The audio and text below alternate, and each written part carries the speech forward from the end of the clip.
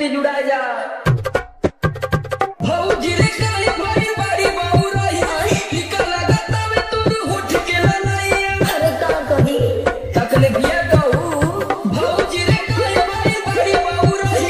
टिका लगाता में तोर होठ के लनाइया बताओ तनी बता बता मकई के लाज से जवानी होतेला हो जा साफ साफ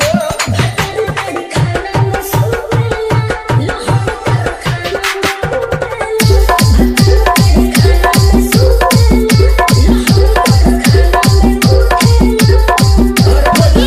खनवा में बल्टी पानी का ज्योति जुड़ा जा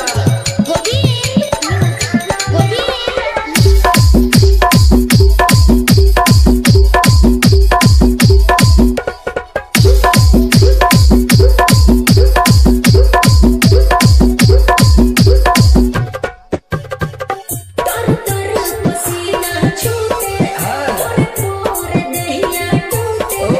झरला जियरवा हमना हेलो कहियो ना घरवा सूते बड़ा दिक्कत करेला ताई सुन रकाई भौजी के रही परेशान भीतरी भूतला हो देवरू तकलीफ में भौजी भतर खाना में सुवेला लहर कर खाना में उठेला भतर खाना में सुवेला लहर कर खाना में उठेला बुद्धि में बुद्धि घुरा गई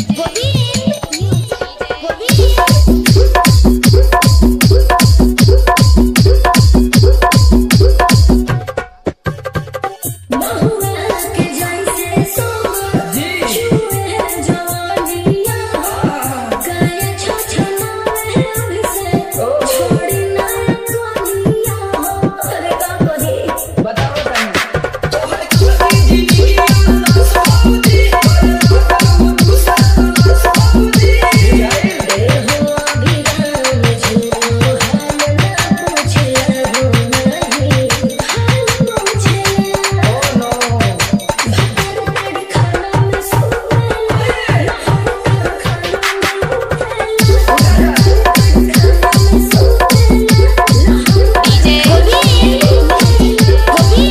चाहे तो भौजी सीजनवा खत्म हो जाए ना वो खुदा एडजस्ट हो जाएगी।